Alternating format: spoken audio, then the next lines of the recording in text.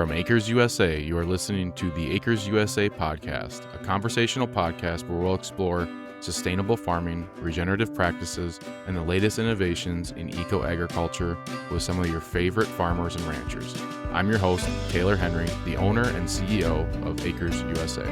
Welcome to the Acres USA podcast.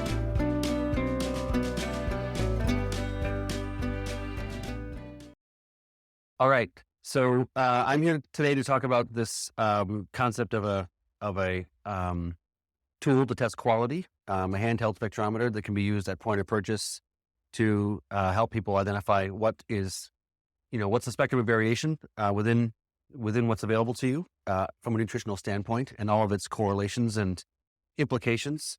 As Ryan said, I don't have that much time here this morning, only an hour, so I want to try to get through as much of the content as possible, probably taking some questions, but then we'll be right across the hall doing straight up questions for an hour immediately after this. So I'm envisioning this as a 2-hour window. I know other people have other workshops to go to, so we'll just do what we can. All right. So just a quick, maybe a little bit of a extension on the introduction. My name is Dan Kittridge. I did grow up on an organic farm. And my parents have been running an organic farming organization called NOFA for the past 30 years. So I do have a bit of a, I guess you would say, bias from that perspective.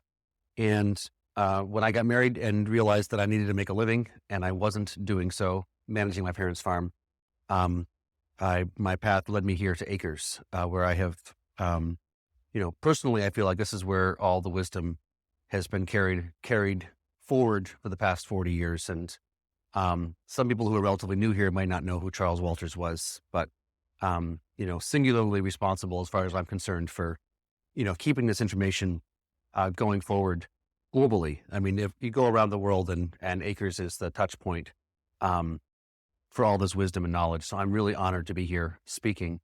When I first came here, and it was, one piece was learning about how to make a living farming, how to grow plants that are healthy enough to be pest and disease resistant, et cetera. One of the conversation topics that kept coming up was, the claim that the crops were more nutritious and of higher quality. And I thought that made sense. And I started asking, what is quality? And everybody said, well, you don't know. Bricks correlates with quality. Pest and disease resistance correlates with quality. Shelf life correlates with quality. Flavor and aroma, health giving attribute correlates with quality. But when you actually push the conversation to the, nub, like, can you say empirically what quality is and what quality is not? The answer is no, we can't. And so I was flabbergasted. I was in my late 20s. And I was like, I've been looking for something to do with myself. I tried politics, I tried activism, I tried a whole bunch of different things, and nothing really seemed that plausible as far as like being able to have a significant effect. And when I came to realize that nobody figured out what quality is yet, I thought that sounded like a good, fun project. So people who know me for some time, and there's a number of you in the room, know that I've been talking about this idea for a number of years. And we're actually making serious progress now. So I'm actually in a place to actually make a presentation. So what is quality? From a standpoint of empirical, hard science, our hypothesis is that it is the levels and ratios of those compounds that correlate with flavor and aroma that is what quality is. So just to stand back for a second, I think it's something on the order of 30% of our DNA is associated with the function of our nose and our tongue. Nature thinks it's really important for us to be able to smell and taste well. And those things that our nose and our tongue are tuned for are what we call plant secondary metabolites, carotenoids, terpenoids, alkaloids, phenolics. What makes a carrot taste like a carrot or not is the level of carotenoids. What makes a tomato taste like a tomato or not is the lycopene, et cetera. People have heard about this, familiar with these basic compounds. There's this order of complexing of compounds, which we talk about sometimes. I think John Kempf has, popularized this idea with photosynthesis, you start out by making sugar. And out of sugar, through basic biochemical processes, you make carbohydrates. And then once you've got carbohydrates built and you have the necessary ingredients, you can go on to make protein. And then you can make lipids, the fats and the oils. And these are basically compounds that start with 15 or 20 elements and go to 50 or 100, go to 300, go to 500, go to 1,000. And by the time you're getting to the plant secondary metabolites, the alkaloids and terpenoids and phenolics, you're getting to compounds that are massive, right? Thousands of elements in each compound. They're big, complicated compounds. And it requires a whole bunch of ingredients to build them. We can talk about enzymes and enzyme pathways. I think it's an important conversation, even though it may be somewhat tangential to what you think you're here to learn about today. But I think it's also still important to understand what enzymes are and how they work in our systems, because it actually helps us understand what quality is. I'm a farmer who lives on the East Coast and doesn't have a hell of a lot of space and makes most of my money farming on really not much space at all. And I do that growing salad greens. I call it cheating because it's so easy to make a living on so little space. But where I live, it gets down to 15 below zero in the wintertime.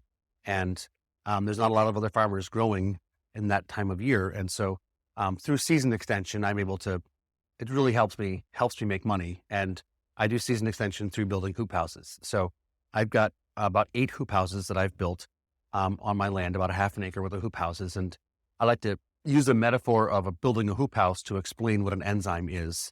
So I'm just going to walk you through it here. It shouldn't take more than a minute or two. And I'll still stay on track with the tool. But if anybody's ever built a hoop house, most people, I'm guessing, know what a hoop house is. You start with a pile of metal pipes, right? It's 10, 12 feet long. It's a couple feet wide. It's a couple feet tall. It's not a big pile of metal. And when you get done building that hoop house, you've got a structure that's 30 feet wide, 100 feet long, 15 feet tall. It's a big structure. And the tools you need to turn that little pile of metal pipes into this big structure are actually a 9/16 socket and wrench and a 1/2 inch socket and wrench used over and over again. Anybody done this? Right? I mean, that's all it is. Right? That's all you use to build this structure is a 9/16 and a 1/2 inch. And so in this metaphor, say you're taking sugars and you're screwing them together to build a carbohydrate. It's the enzymes that are used to screw those sugars together. And so we can think of those metal pipes as the sugars and the 9/16 and the 1/2 inch as the enzyme. Enzymes are critically important in this process of building compounds, of screwing these pieces together. And what makes enzymes unique and able to do that is their size and shape. So like a 9/16 socket has a unique shape and a size. Enzymes have unique sizes and shapes. And what gives them that size and shape is generally is the element at their core. So there's copper-based enzymes and zinc-based enzymes and chromium-based enzymes and molybdenum-based enzymes. You get a soil test back from UMass or Cornell or whoever else, you're going to be recommended 3 or maybe 5 elements. But if you look at the elements necessary to build, say, DNA in your body, you need 25 different elements.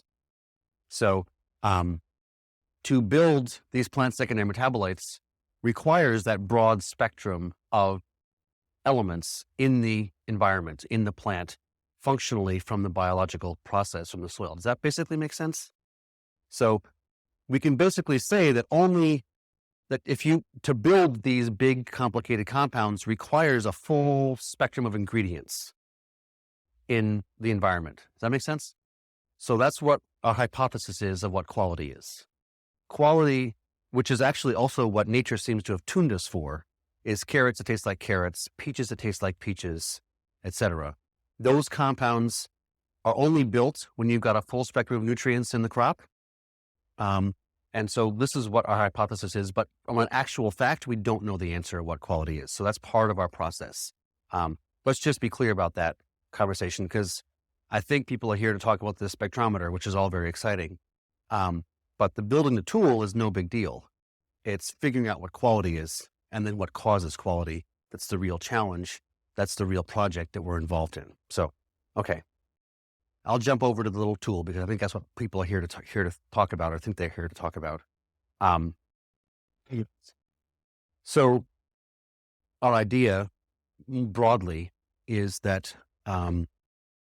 we know how to produce quality crops, right? Through the wisdom that has been passed down in communities like this, through the experience, through the consultants, through the farmers, through the researchers, et cetera, that's been integrated and practiced over time. A lot of us who have some experience in this field are like, yeah, we can totally produce quality. We can take any field, any area globally, understand what it needs, and totally amp things up, right? There's a decent level of competence and confidence in this community that we can do that. But the problem is that people don't understand the importance or relevance of it, right? I'm going to go speak at No Till on the Plains, which is a conference of people like this out in the Midwest, farther out in the Midwest, and in Kansas, and next month. And the story I've heard is we got all these 10,000 acre farmers who are doing a good job producing high quality crops, and their market doesn't care. The market says, well, the commodity price is X, this is what you're going to get paid. And the farmers are like, well, but I'm producing higher quality crops. And you're like, well, that's nice. Good for you. We have this on one side, we have the farmers that are, and the agronomists and the consultants who know how to do this. As a minor aside, we understand that when you do produce high quality crops, the effect on the ecosystem is quite positive, right? Carbon sequestration occurs through the process of growing healthy plants. You can't grow healthy plants and have any significant level of toxins in the environment, right? So the process of growing high quality plants means that you have a better effect on the ecosystem. People have heard this term ecosystem services, better carbon sequestration, better soil structure, less toxins into the aquifers, et cetera, et cetera, et cetera. So here's a couple of positive feedback loops that are associated with quality. Another correlation with quality is this dynamic having to do with human health.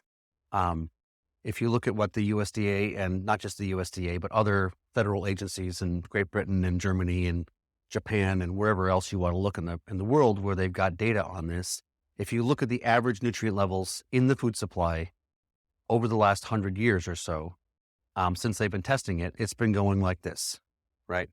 This is the trajectory. When Rudolf Steiner was being asked by farmers in Europe in the 20s to help them, do a better job, it was because nutrient levels were decreasing, right? They were like, crops aren't what they used to be. We need to help turning this around. So this has been a problem that's been going on for a long time. There's a beautiful correlation between the decrease in nutrient levels in food and the increase in chronic illness in the animals that eat that food. Whether it's diabetes or heart disease or cancer or whatever, these diseases, and now we can talk about the hormonal and biochemical issues that many people are struggling with, they correlate with mineral deficiencies. There was this guy, Linus Pauling, who got a couple of Nobel Prizes, person who was found vitamin C, who says, at the root of every degenerative disease is a mineral deficiency. There's a scientist named Dr. Duke who did this meta study looking at people with diseases and what were the mineral levels in their body. And he tracked out a really nice pattern, which says, if you've got diabetes, you're likely to be low in these 5 elements. These 5 elements being low in your body correlates with the genetic markers, correlates with the incidence of diabetes. You've got colon cancer, it correlates with these mineral deficiencies. We've got the metadata, we've got the science out there, which shows the connections between functional dis-ease and mineral deficiency. So am I tying all these pieces together roughly? I mean, this is sort of a hypothesis at this point. The hypothesis is there's a connection between human health, crop quality, environmental health, I would say farm viability. So the idea that came to me 10 years ago or so was, if there was some way to orient people's perspective, people who buy food, which is most people, around the quality of the food, so people could be purchasing or incentivized or at least able to make a decision based on quality. We could then have an economic driver for the farmers to be focusing on quality. We could then be creating a dynamic where environmental impacts from agriculture could be positive instead of negative. And then we could also have the effects of agriculture on human health be to heal people as opposed to make us sicker. That's the broad arching sort of agenda, is to align these interests. And the question is, how do you do it?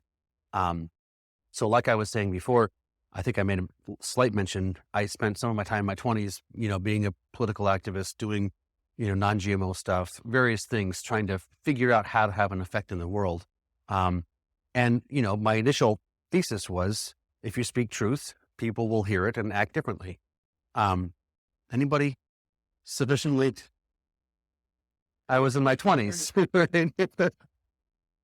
Lo and behold, truth doesn't seem to get you that far. So, I concluded with money talks. That was my insight that I left that stage of my life with. And so the question is basically, how do you orient economic self-interest with these deeper truths, deeper objectives? And so the idea basically was, we have to give consumers the ability to choose crops based on how good they are, choose food based on how good it is. So that is an economic driver. You buy the better quality carrots, you leave the lower quality carrots on the shelf. There's going to be a feedback loop, which is going to, talk to the growers and the middlemen and everybody else and say, okay, looks like we need to, amp up the quality, and people don't care so much about the color, about the straightness. So how do you do that? How do you actually test relative quality? The best tool we've got, and we've had it for, almost a couple of hundred years now, is a refractometer. It's a really good tool. It's highly predictive. You can cheat it if you know how to, but if you're being intellectually honest, it's a really good tool.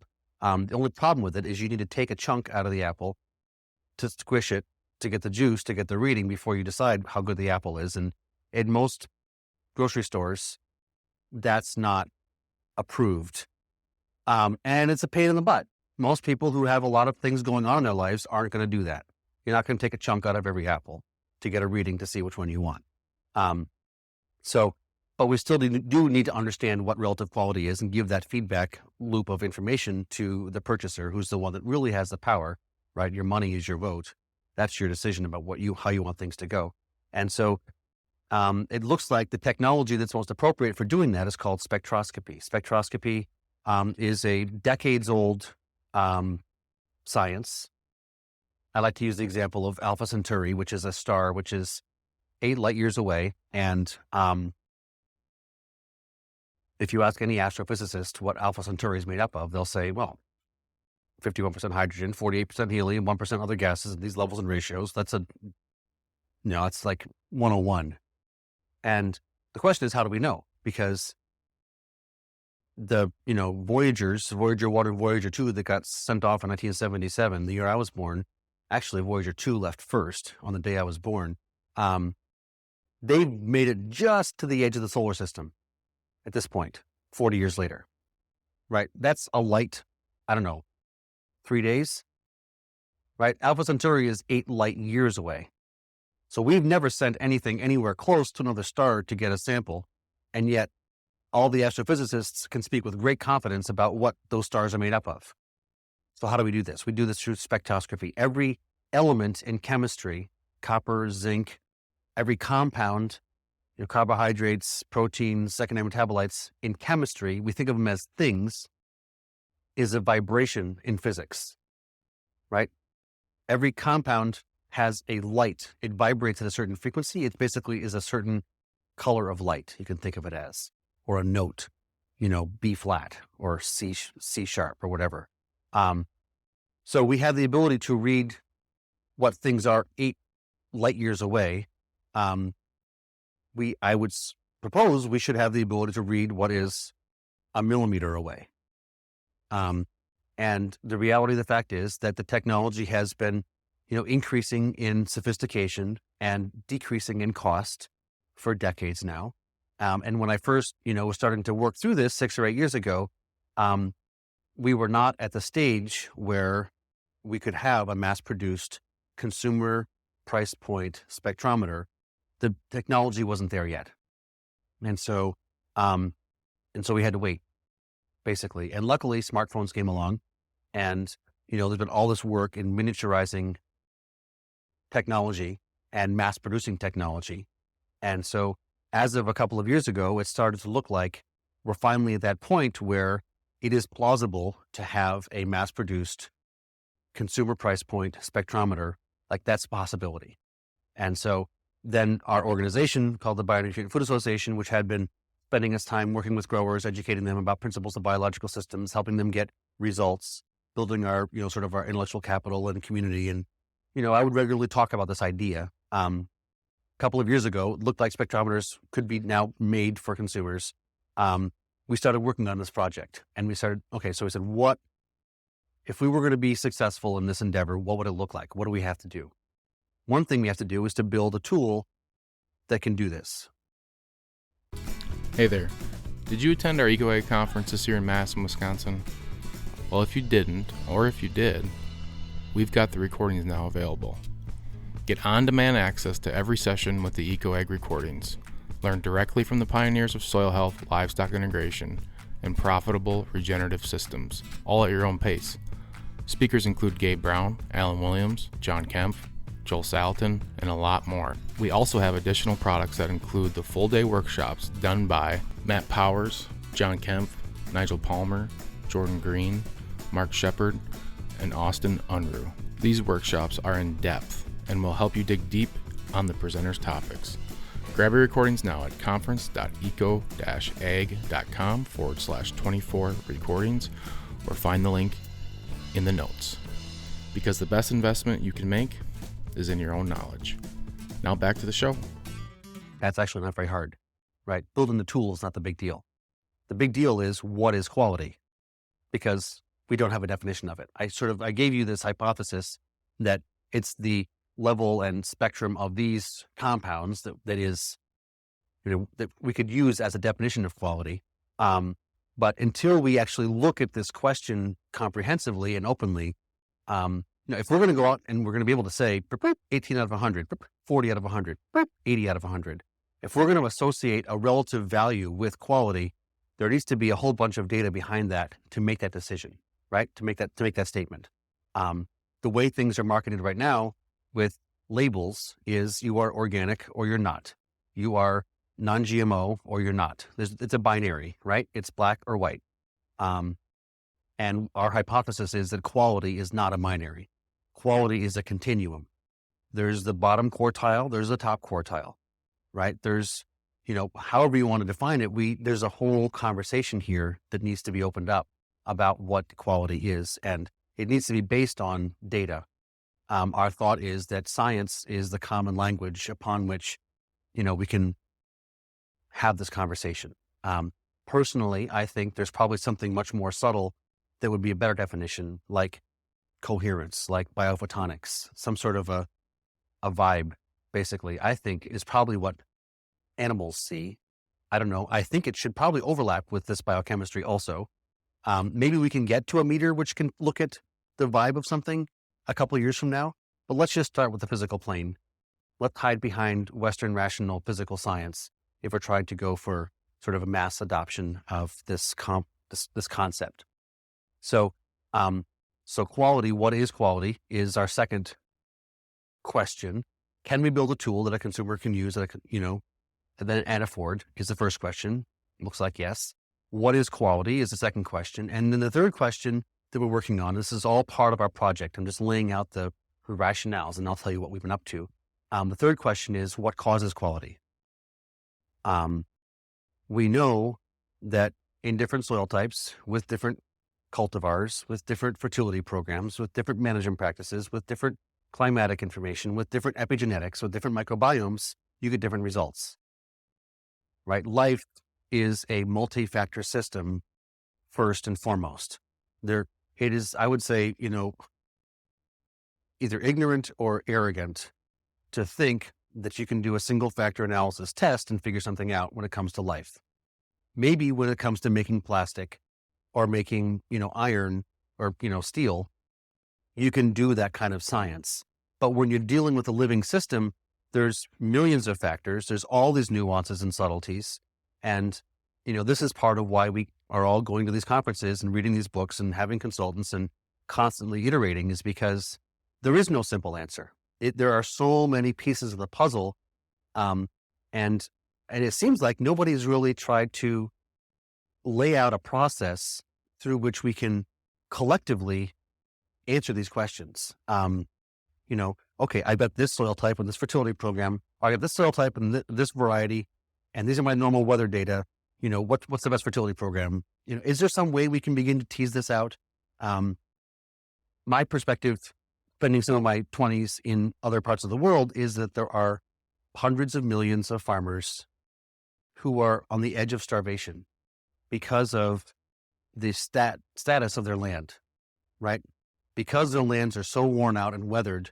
In many cases, people, are literally selling their daughters into prostitution to keep their land, or, things that are like the kind of things you don't want to have happening, really visceral things. Is there some way that we can download this basic wisdom, this basic understanding into a form that can be applied by people globally, right? If you've got privilege, if you've got money, you can hire a consultant, you can purchase the amendments, you can do this, right? We know that. There's a bunch of us in this circle who are making good money on acreage because we can, use our capacities to do that. But in reality, there's a bunch of people on this planet who would love to do as good a job as possible with the land and don't have access to this wisdom. So just as a minor aside, and I'll just be totally, forthright about it. Those people are that's my constituency that I'm working for. The global smallholders on the land are my people. And if anybody else benefits from it also, that's great. But personally, I'm not really doing this for the big farmers because the big farmers already have access to what they need for it. Anyway, that's an aside. So 2 years ago, we said, okay, now we have the capacity to do this with the tool. If we're going to do it well, what do we need to accomplish? Not just build a tool. We need to figure out what quality is, and we need to figure out what causes quality. And we're an educational nonprofit organization. We're not a for-profit company.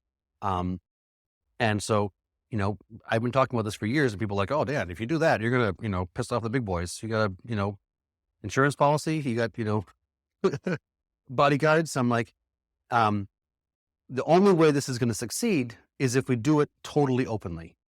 If we do it in the commons, if all the data is public, right? People know about the stuff that when something revolutionary comes along and they set up a company, they get offered the, plombo or the, you get lead or gold, right? You can either take a bullet or get bought out, but industry is not interested in this coming out. And we know about this. Do you want to talk about it? Don't talk about it. Don't talk about it. Strategically, if we want to really shift the dynamics in agriculture and human health, we're going to be causing effects which might have negative implications for already existing infrastructures. I said that politely. If we want this to be accomplished and we don't want to be, sidetracked, we need to develop a structure which can basically be a force which can't be stopped. And so strategically, our thought is, as with most things, mimic nature. How does nature do it? Nature doesn't control things. Nature shares things. We understand the microbiome, is the bottom of the food chain. That's where life comes from. The mycorrhizal fungi, the symbiotic relationships with the bacteria and the fungi, right? The whole model is to share and to be collaborative. And through collaboration and through sharing, we're all empowered. And so our idea is that we have to establish a framework through which we can do this totally openly. So I think I've laid out enough of the rationale and the backstory to make what we're actually doing make sense. So let me just tell you now, finally, half an hour into this conversation, what we're actually doing, and what we've done and where we are in the process. The first thing we did was to build a handheld spectrometer. We coordinated with a group that had already built something similar. They were working with Michigan State. The tool they had was called a photosync. It was designed to be used in field for photosynthesis research. And so it was designed to be going out into the field. You clamp it on a leaf, flash the light, and it gives you a reading. It was open source. The people who built it were open source. The engineering was in the commons. They were working with, the endowed professor of photosynthesis, one of the top 5 on the planet.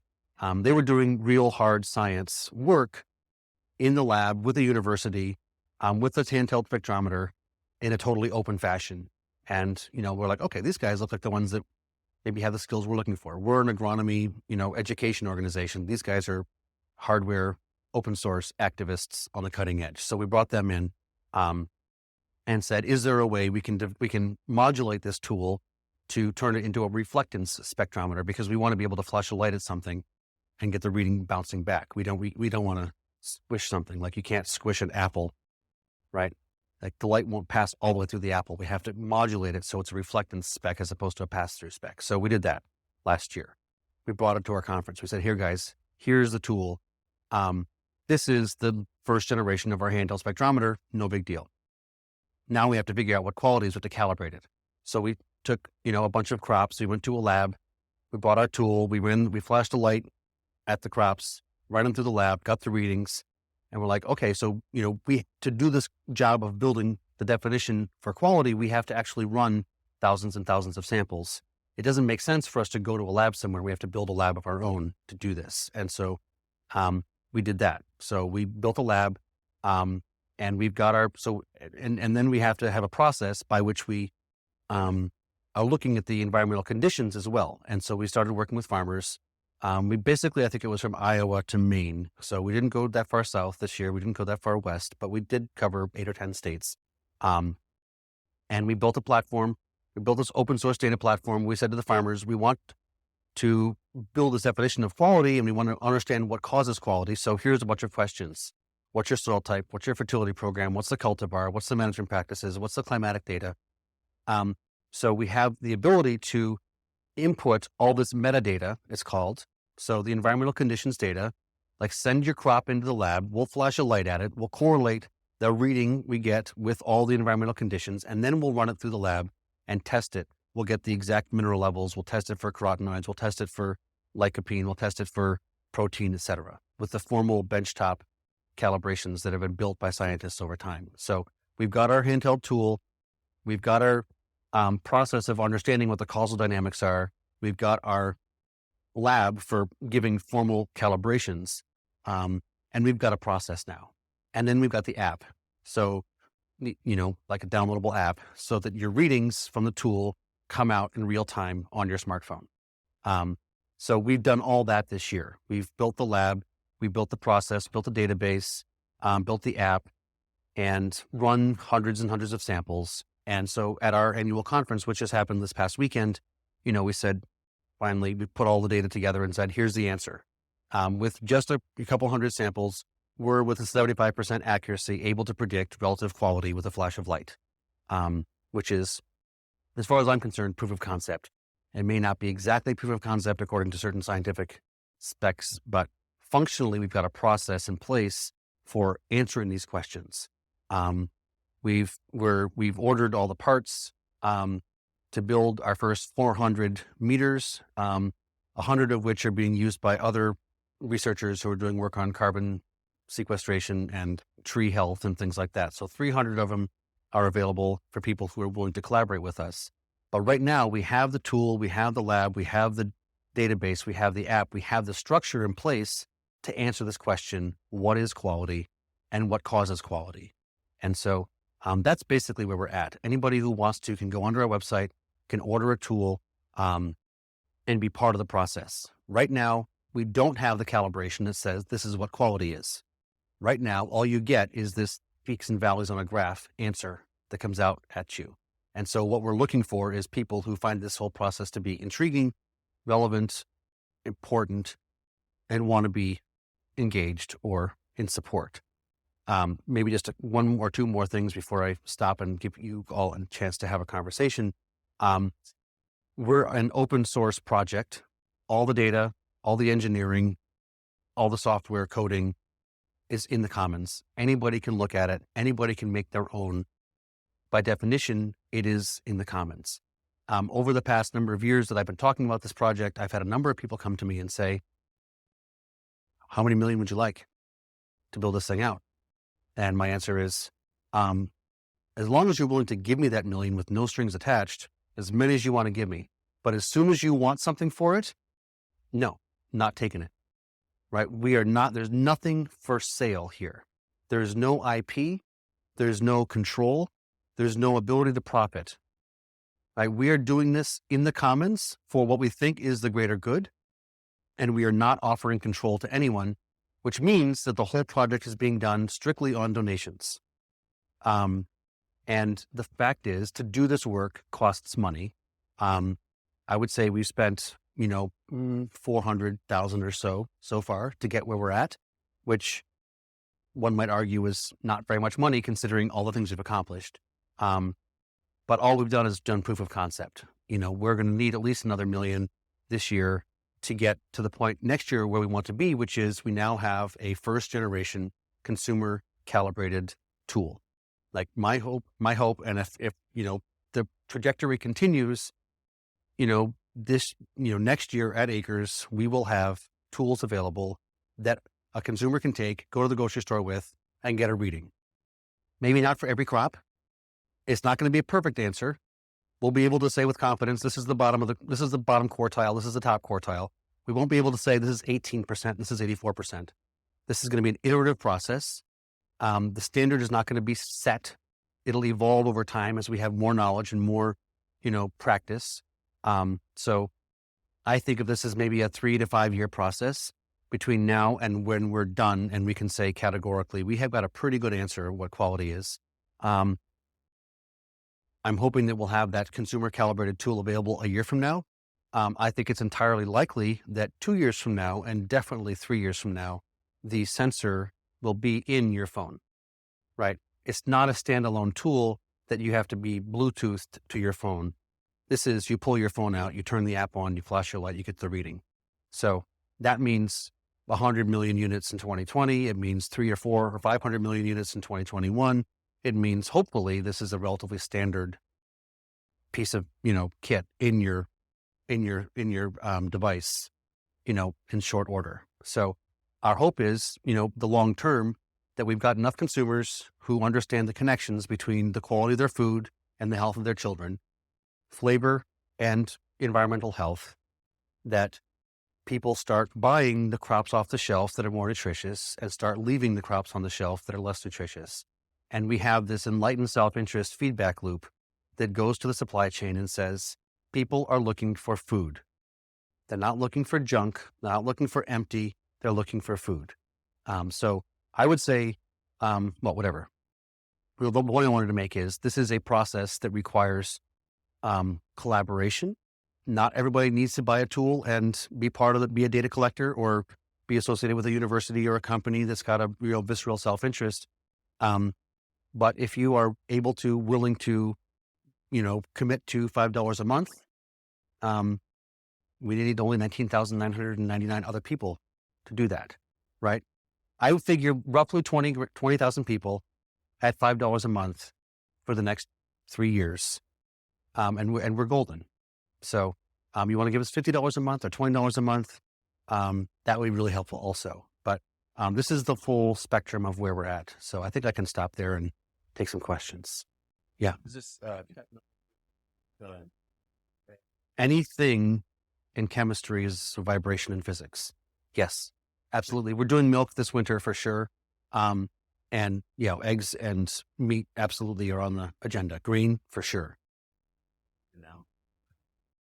Milk is what we're doing right now. We've been doing vegetables and we're going to milk. But this is the question of logistics.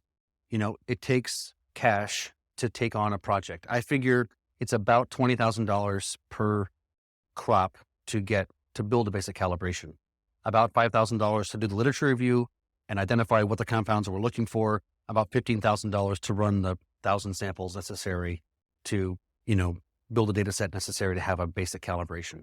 So, yes, absolutely. Our intention, the design is to be doing all foodstuffs. Our hypothesis is that we're going to find patterns because nature, when she finds a system that works, she uses it over and over again. So our thought is it's not really going to be that much different between Brussels sprouts and cabbage and collards, right? It's probably going to be fairly similar. And, who knows exactly the details, but citrus, there's going to be some patterns. And so we don't need to spend we don't need to be that. I mean, we're going to have to go down the rabbit hole and check it out, and then do a couple more and look for the pattern. But this is going to take time. But yes, we should be able to do all types of crops. Yes.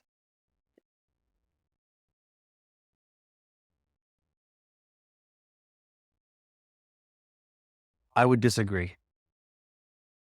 My understanding is that the only way to get to this level of complexity of compounds is through a well-functioning biological system.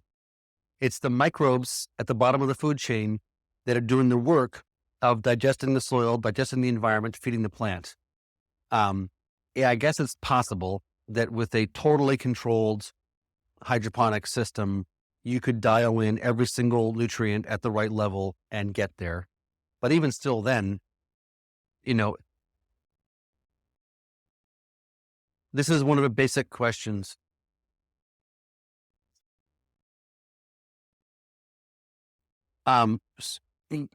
We could ask, if we're going to be engaging this process in a scientific manner, we can say we don't know the answer. And I'm happy to say we don't know the answer to any of these questions, right? We can start with that basic supposition. We don't know. And we're asking the question. Our hypothesis is that,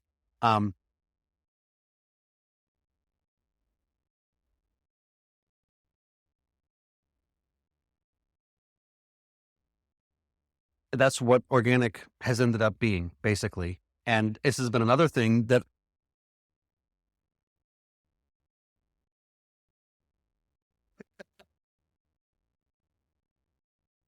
let me just answer this question directly, because I've had this conversation with a number of people.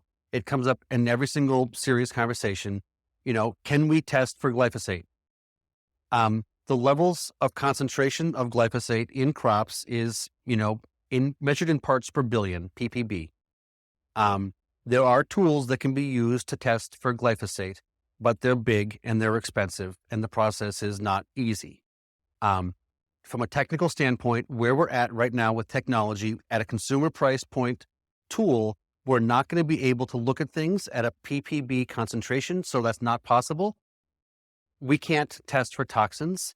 I personally think that going away from what you don't want is the wrong way to think about it. We've been anti this and anti this and anti this and anti this and anti this and anti this, right? Where your attention goes, energy flows, right? We're focusing on glyphosate. We're focusing on GMOs. We're focusing on this. We're focusing on that. How about we focus on quality, and we all focus on quality, and we move towards quality? As I understand the biochemistry and all the rest of it, it's functionally impossible to have any significant toxin level and have high quality also. You must have a well-functioning biological system to have high quality. If you have toxins in the environment, you can't have a well-functioning biological system. And so it will be very interesting to correlate. And the more money we've got and the more people who want to focus on this piece or that piece, the more of these questions we can answer. For the time being, we're focused on defining quality, and that's where we're at. And we're very much collaborating with all kinds of other people, other universities, other labs, other companies. We had our annual conference this past weekend, and we had 3 universities that said, we've got labs.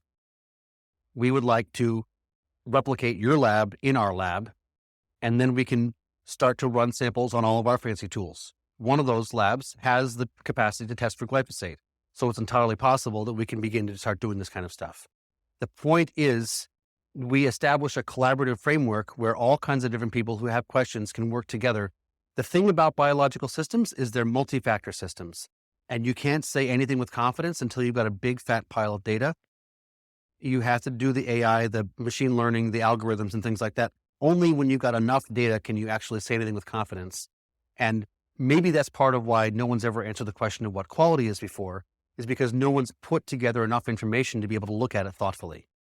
So, anyway, yes. Sorry, I'm back. Go.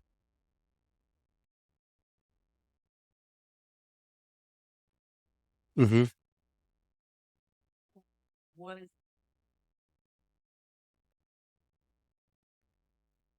What you find perfect. I think you were talking about on Amazon is a refractometer.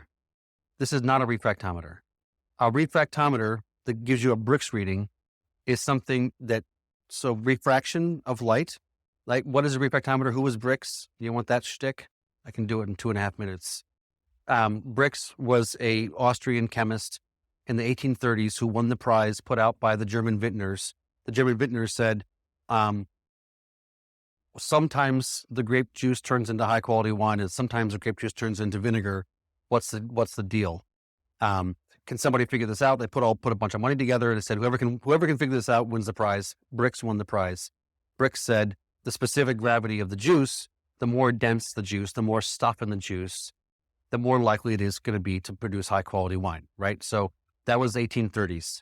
And like Richter and Fahrenheit and Celsius and Kelvin, white European male from the 1800s got a scale named after him. So the Brix scale is just the scale that Brix was, associated with. It's calibrated to percent sucrose.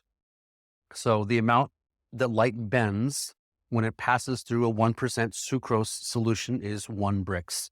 The amount that light bends when it passes through a 5% sucrose solution is 5 Brix. You stick your hand in a bathtub full of water, it looks like it bends.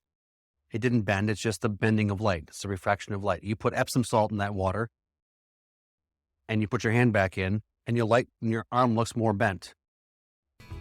Hey, eco farmers. This is Taylor Henry with Acres U.S.A.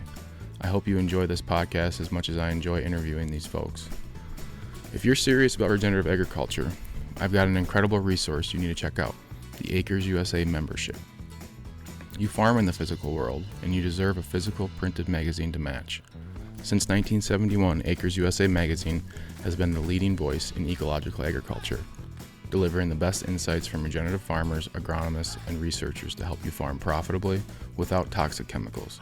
Our membership included physical and digital copies of the magazine each month of the year, which has always been a standard for Acres U.S.A., but we wanted to over-deliver on content. When I acquired this business, I was happy to find that we had years of audio files from presentations at our annual EcoAg conference. And guess what? They were hiding. Well, not anymore. We developed this membership portal that gives you access to the recordings from farmers like Gabe Brown, Gary Zimmer, Joel Salatin, and Mark Shepard. We also include recordings of private events. Finally, if you are like me and you like listening to content, we are now producing a membership-only podcast of each issue of the magazine, so you can consume each article while you're out in the field. To make things even sweeter, you'll get discounts on books, workshops, and events to keep expanding your knowledge. So are you ready to take your farming to the next level? Join today for a ridiculously low price at eco-farming.com or see details in the notes. There's no sugar that got added to that water. It was salt, right? So the calibration of Brix is to sugar, but it's not measuring sugar. Just so we're all really, really clear, minor pet peeve of mine, Brix does not measure sugar. Please don't say that. It's not true, and you mess people up. I know it's a nice, easy way to say things, but it's not true, right? You can get a Brix reading on battery acid. You can get a Brix reading on vinegar.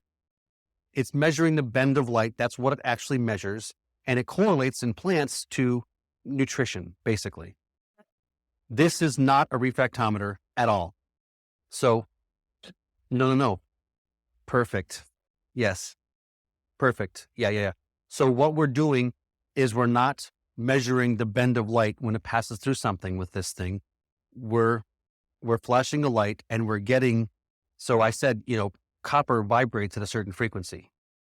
So when you flash a light at it, it's like a radar gun. How does the policeman know how fast you're going, right? There's a science to use, send the light that way and then it bounces back, and how long it took tells you how fast you're going. So you flash a light at the carrot, and if this color light comes back, that means you've got copper. If this color light comes back, that means you've got zinc. If this color light comes back, that means you've got magnesium. If this color light comes back, that means you've got carotenoids. And so we're actually measuring each of these things individually with this tool. A refractometer tells you the sum total of everything, which is a really nice correlation to this. But this is the problem with Brix in the past is, what is it measuring? It's measuring the sum total of stuff. And the unclear line Brix is a sign that there's more good stuff generally, And this clear line bricks, the simple line bricks, is a sign there's less good stuff. We get that much sophistication, but not much more than that with the refractometer. This is measuring the actual things themselves. We can measure the protein, we can measure the carbohydrate, we can measure the carotenoids directly.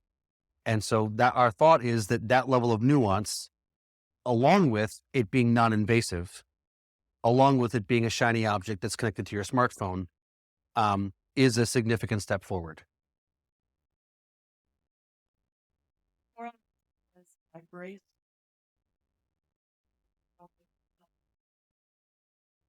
Yes. Yes. So we built this dashboard, it's called, on the app, where you can, because everything's open source, you can choose what kind of reading you want. You can get the real simple reading, which is, this is in the 85th percentile. You can get the next level of reading, which is, here it is, here's the graph along with all other crops of this type. Or you can drill down and you can say, here's the level of protein, here's the level of carotenoids. We can go to the level of sophistication of knowledge we have. The more data we have, the more we can say with confidence. Anybody who uses this project can say, ask, what questions do you want answers to? Here's what we've got. Look at it yourself. No.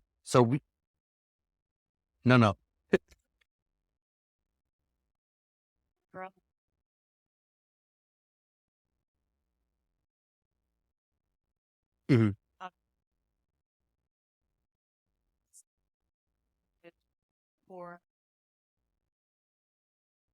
This is probably a better conversation with the other side. Yeah, I think there's a whole bunch more, whatever. Yeah. Joe. Flex off something like an orange. Yeah. What's in the orange? Great question. Bananas, oranges, anything with a thick rind. It's not going to be going through the rind to the flesh and bouncing back. It's going to be going, if we use lasers, we could, but if you use lasers, people could burn their eyes out too. So we're not going to use lasers. We're using LEDs. So you're only going to be going in, some amounts of a millimeter. So you need to build a calibration. Oops, that's my alarm telling me got 10 minutes left. What's the color of the orange peel and how does it correlate with the compounds in the flesh? I would presume that there's going to be a connection between the quality of the orange itself and the compounds on the peel of the orange, right? So with different crops, we've got different logistical issues that we're going to have to address. Absolutely. We got a chicken, are you looking at the chicken through the skin, or are you taking chicken skin off and, looking at the flesh itself? Right. The more people who help out, the more people who show up with cash, with time, with resources of their own, the faster these questions get answered. We are a small educational nonprofit organization doing everything in the commons. We have set up a structure, a process that we think should help answer these questions. And anybody who wants to get involved is extremely welcome to. But what we have really is a process. So the biodynamic people, right, they refer to it as a process. We don't have an answer. It's not the tool itself. It's the tool is the shiny object which gets people's attention.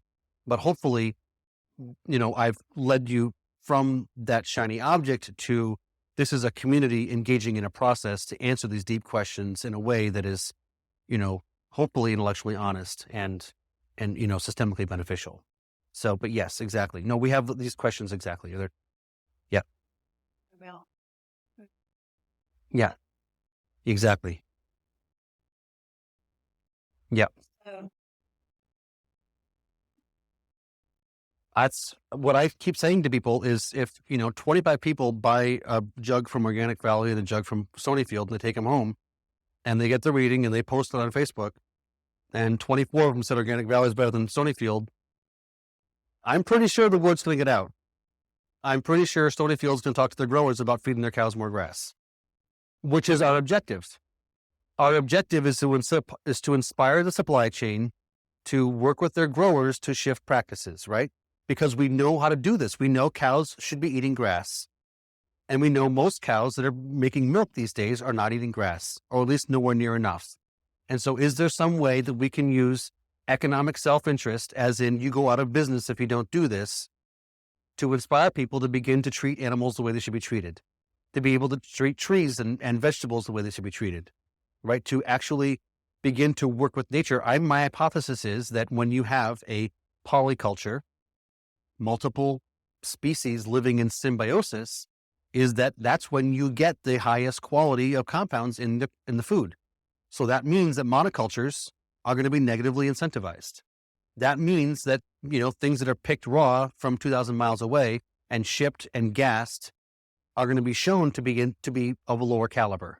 So our thought is, these are the things that have been, percolating in this community for decades, is that when you do work in harmony with nature, when you do that biomimicry thing, when you, operate your farm in a way that is, much more akin to how nature would like things done, that you get different results in those crops.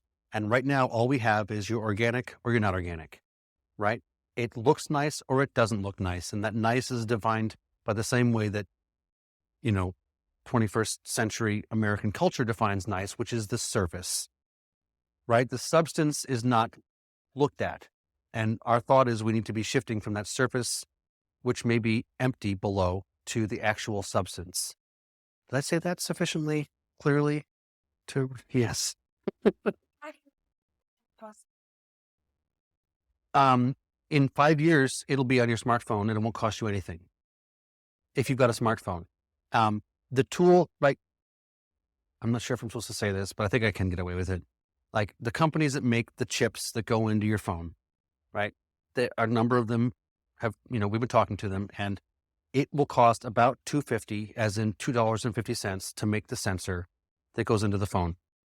So if they sell it for $7 and they sell 100 million of them and they make $4.50 per, they just made $500 million, right?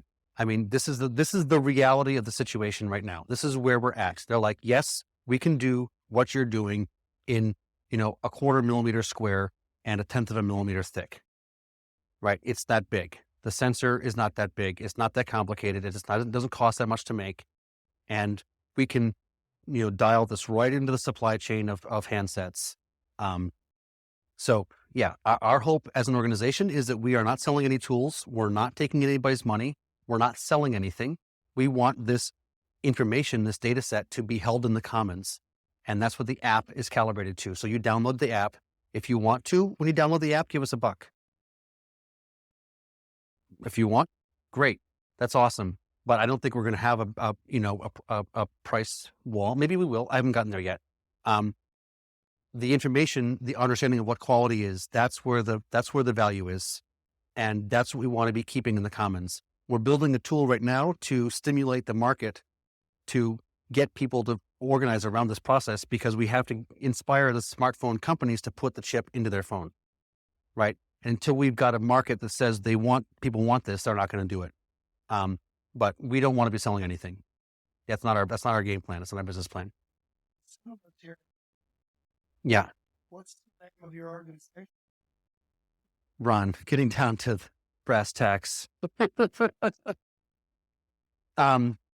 We have the Bionutrient Food Association. There is a bank account underneath our 501c3. Any donations are tax deductible, right? We're a nonprofit 501c3 educational organization. We have a bank account through which we're doing all of this, which is underneath our 501c3, which is called Real Food Campaign.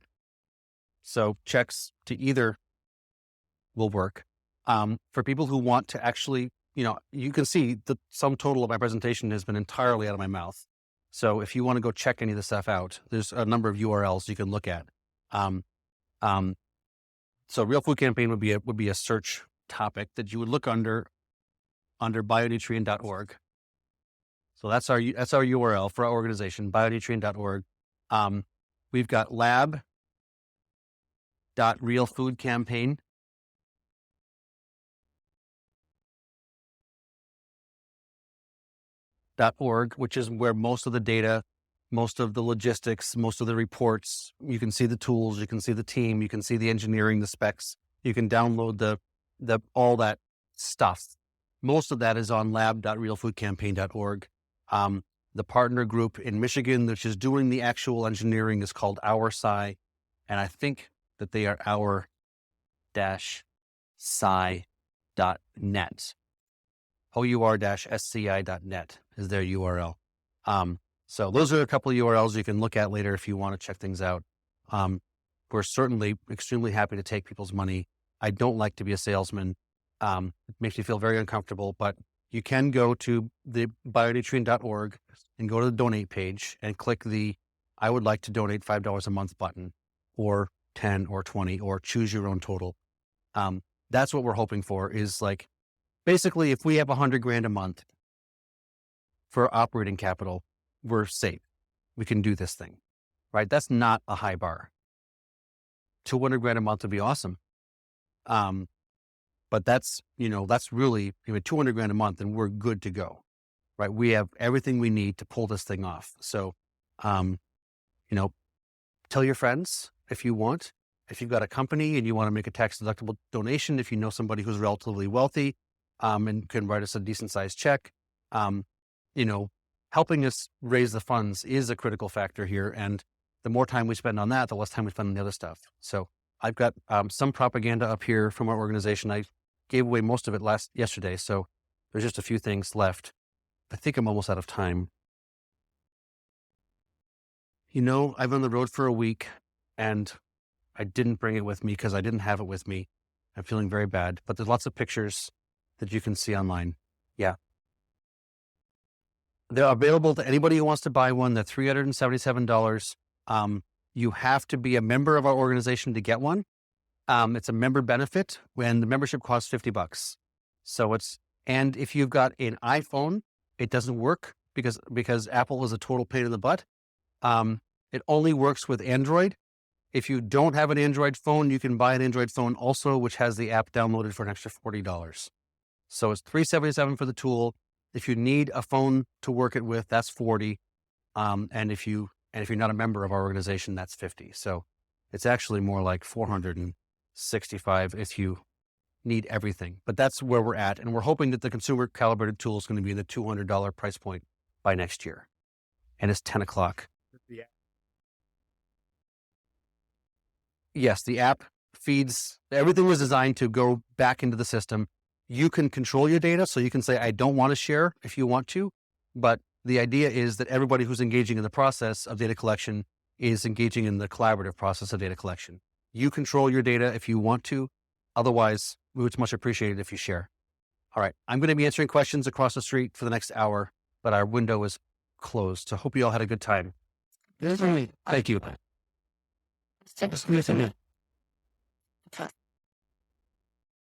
Thank you for listening to the Acres USA podcast, a podcast production of Acres USA. Find us on Spotify, Apple, Google Play, and other popular podcast platforms. Acres USA is North America's oldest publisher on production-scale organic and regenerative farming. For more than 50 years, our mission has been to help farmers, ranchers, and market gardeners grow food profitably, regeneratively, and with nature in mind. Find our books and other Acres USA media and learn about Acres USA events at acresusa.com. Read our online magazine at members.acresusa.com, and we'd like to thank Acres USA staff for their contributions to producing this podcast. This episode was edited and engineered by Weston Larson of Acres USA. We're grateful to our guests for taking the time to talk with us about their experiences.